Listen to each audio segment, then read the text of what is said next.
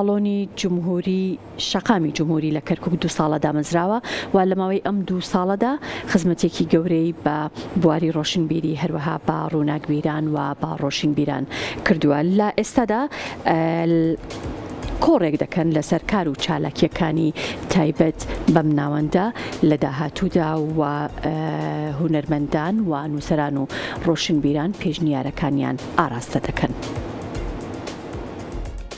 بەڕاستی ئەم ساڵۆنە کە بەو ناوە نانراوە توانی نەک هەر ئەوەیە کۆڕێک پێشکەشکە ئەم ساڵۆنە بۆتە کۆڕێکە بۆ سەنگانی کار و چالێکی ڕۆشنبیریەکان لە کەرکووک. ئەو چالێکیانی تێدا خرانە ڕوو کە لە ماوەی 2 ساڵی کارکردنی ساڵۆنی شەقامی جمهوری ئەنجام دراون. وەکو ساڵۆنی شەقامی جمهوری لە کەرکووک توانیمانە لە ماوەی 2 ساڵدا 83 کۆڕ بکەین، کۆڕەکان لە بواری ئەدەبی و فەلسەفی و فکری و کلتوری و ڕۆشنبیری و وەرزشی و تەواوی ئەو بوارانەی تر کە توانیمانە بە خۆشحاڵیەوە خزمەتی نووسەران و ڕووناکبیرانی هەم کەرکووک و ناوچە جێناکۆکەکان هەم لە ئاستی کوردستانیش کۆڕمان ئەنجام داوە لە کەرکووک، بۆ عەرەب و تورکمانیش کۆڕمان کردووە. لێرە توانیویانە سەرنجەکانی خۆیان بخەنە ڕوو. کۆڕی باش لە بواری ڕۆشنبیری کراوە.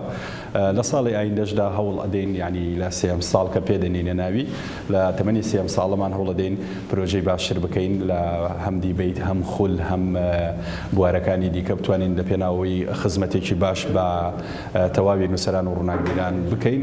ئەمەش کایی ڕۆشنبیریە زیاتری ئەوەیە پێویستە زیاترمان دووبین. ساڵۆنی شەقامی جمهوری بۆتە چەترێک بۆ کۆکردنەوەی ڕۆشنبیران لە سەراستی هەرێمی کوردستان جگە لە کورد، ڕۆشنبیرانی پێکاتەکانی تریش بەشداری کار و چالێکیەکانی ساڵۆنەکە دەکەن. بەوە نەوەستا تەنیا لە سەر تەوەرێک کار بکات، مەسەلەن ئەو تەوەرە ئەدەبی بێت یاک خوتمنەری نەخێر، کۆمەڵەیەک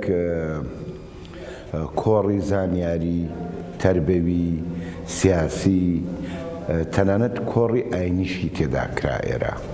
ئەوە بەردەوامبوونەکەی مەسەلەن هەفتانە لە ماوەی 2 ساڵە تۆ حسابی کە بەردەوام بێت، یعنی کار و چالاکیێکی زۆر کرا و بەردەوامیەکی دا بەو چۆنڵی جوڵەیەک لە کەرکووک.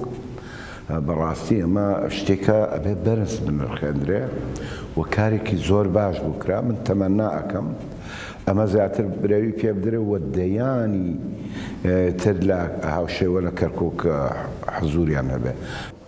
2 ساڵ کار و چالێکی ڕۆشنبیری بەردەوام هەوڵێکە بە خزمەتکردنی کای ڕۆشنبیریەکان لە کەرکووک چەندین پێشنیاز خرانە ڕوو بۆی لە ساڵی نوێدا ساڵۆنی شەقامی جمهوری لە کەرکووک کۆشی زیاتر بکات بۆ خزمەتکردنی ڕەوتی ڕۆشنبیری لە شارەکە.